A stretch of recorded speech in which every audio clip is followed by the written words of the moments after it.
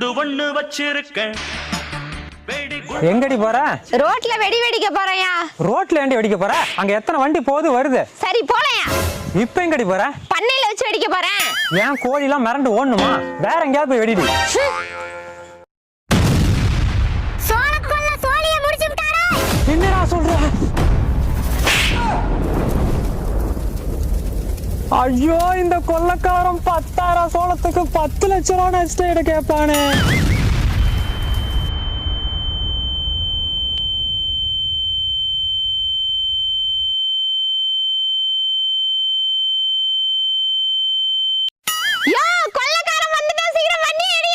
வந்துட்டானா? ஐயோ போச்சே.